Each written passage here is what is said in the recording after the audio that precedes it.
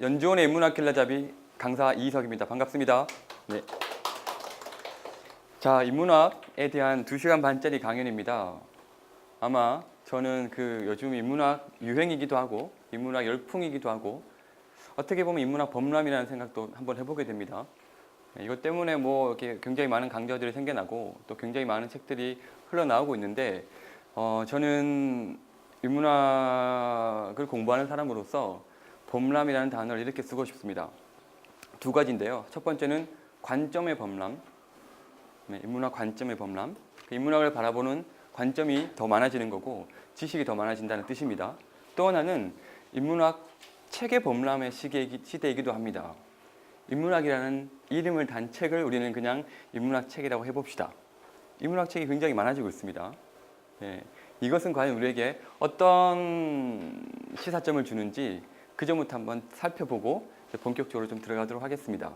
첫 번째는요, 제가 5가지 말씀을 드릴 텐데, 첫 번째 여러분이 강연 전에 좀 들으셔야 할 말은, 첫 번째, 관점의 범람은 굉장히 바람직합니다. 왜냐하면 인문학 자체가요, 고유명사의 학문이거든요. 10명의 인문학자가 있으면 그 인문학을 정의하는 그리고 공부하는 방법이 10개가 생겨나는 거죠. 자연과학이랑 조금 다릅니다. 자연과학은 실험과 검증이 가능한 반면 인문학은 그 한 학자의 주관이 굉장히 중시되는 학문 아니겠습니까? 인문학은 고유명사의 학문이다. 그 고유명사의 학문을 조금 비틀어 말하면 모든 인문학은 사실은 하나의 편견인 거죠. 모든 인문학 책은 하나의 편견이라고 생각하시면 되겠습니다. 그렇게 접근하는 것이 저는 오히려 더 우리가 공부하는 데 도움이 된다고 생각하고, 그러면 그 편견을 없애는 방법은 무엇이냐? 더 많은 편견을 만나시면서 최대한 점점 더 주관성을 떨쳐나가시는 것이 하나의 방법일 겁니다. 근데 그런 점에서 이 관점이 좀 굉장히 많다. 인문학을 바라보는 정의와 인문학을 범주하는 사람들의 의견이 굉장히 다양하다는 점은 인문학 공부의 혹이라는 점을 여러분들이 기억하셨으면 좋겠습니다. 이게 관점의 범람이 주는 하나의 생각이고요. 그런데 2번째는 바로 이런 특성 때문에 우리가 주의해야 될 점이 좀 생겨납니다. 2번째 드리고 싶은 말씀은, 관점의 범람의 시대, 우리가 인문학을 공부한다면 여러분들이 첫 번째 만나는 관점, 혹은 여러분이 지금 읽었던 인문학 책이 인문학의 전부라고 생각하시는 것은 뭔가 이렇게 지양해야 될 태도가 아닌가라고 생각합니다. 왜냐? 굉장히 다양한 관점이 있기 때문에. 그래서 폭넓게 여러분들이 더 많은 관점을 취하셔서 합리적인 비판 정신을 좀 갖는 것은 중요하겠습니다. A, B, C의 관점이 있으면 이 A의 힘과 약점은 뭐냐? 강점과 약점은 뭐냐? 약점을 다 거두어내고 강점을 쏙쏙쏙 취해야 하는 것이, A, B, C의 강점만 취하는 것이 이제 합리적 비판주의거든요. 제 강의도 그런 태도로 이렇게 제가 준비를 했습니다. 그래서 주의하실 것은, 여러분이 2번째로 제가 드리는 말씀은 처음 만나는 관점이 전부가 아니라고 생각하시는 것. 그리고 지금까지 알고 있던 것도 중요하지만 더 중요한 것은 앞으로 알아갈 것들에 대한 마음을 활짝 열어놓는 것이 제가 2번째로 드리고 싶은 말씀입니다. 강연 시작 전에 3번째로 드리고 싶은 인문학을 공부하는 사람으로서의 하나의 공유하고 싶은 내용은요, 인문학 책에 범람하기 때문에 우리는 어떻게 태도를 취해야 되는가라는 점도 한번 지적하고 싶습니다. 인문학 책이 굉장히 많아요. 그 가운데 항상 유행이 오면 이게 뭐 좋은 것만 오는 게 아니고 거기에 온갖 것들이 이렇게 들러붙게 됩니다. 자, 생각해 보십시오. 지금은 자기계발의 시대는 지나갔습니다. 그렇죠? 그냥 크게 우리 출판계를 한번 돌아보면 80년대는 어떤 책이 많이 읽혔습니까? 1980년대. 한번 돌아보시죠. 아니면 뭐 이렇게 들었던 얘기도 있을 테고, 그렇죠? 사회과학 책들이 좀 많이 읽혔던 시절입니다. 그렇죠? 90년대는 한국 소설이 굉장히 많이 읽혔고, 그리고 2000년도에 21세기의 첫 번째 10년에는 그야말로 자기계발의 시대였던 것 같아요.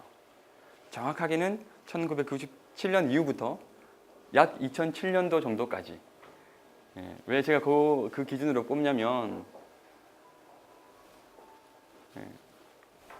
그 한국 출판 마케팅 연구소라는 곳이 있거든요. 거기에서 매년 출판 키워드를 뽑습니다.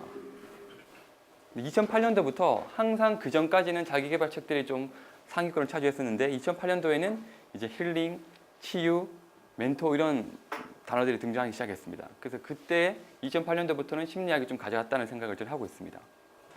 근데 지금은 인문학이 굉장히 많이 읽히고 있는데 자, 굉장히 유행할 때 어떤 일이 벌어지냐면요. 1997년 이후 2007년도 정도까지 저는 자기계발 책이 엄청나게 많이 읽혔다고 생각하거든요. 동시에 자기계발 버블의 시대이기도 했었습니다. 무슨 말이냐면 IMF 이후로 자기계발 책을 필요로 하는 자기계발 강의를 필요로 하는 수요가 굉장히 많이 늘어났습니다. 그렇죠?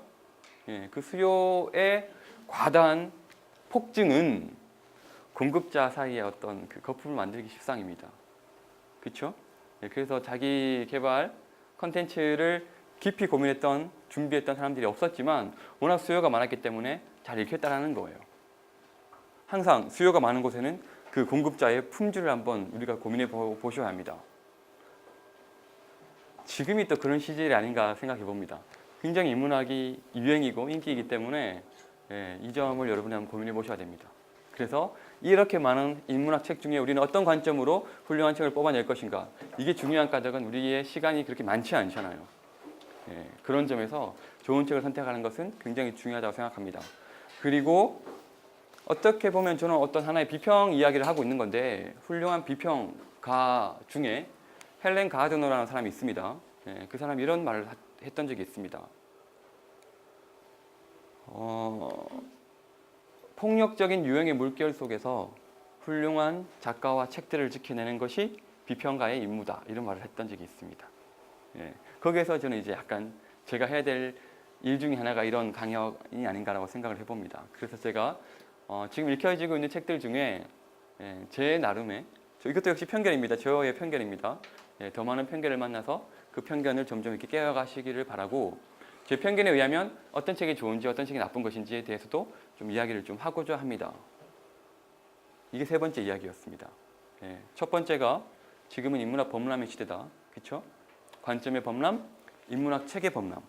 두 번째가 인문학 관점의 범람하는 것은 굉장히 유익하다라는 말씀을 좀 드렸고요. 세 번째는 인문학 책의 범람은 우리가 뭔가 고민을 해보셔야 한다라는 말씀을 좀 드렸습니다.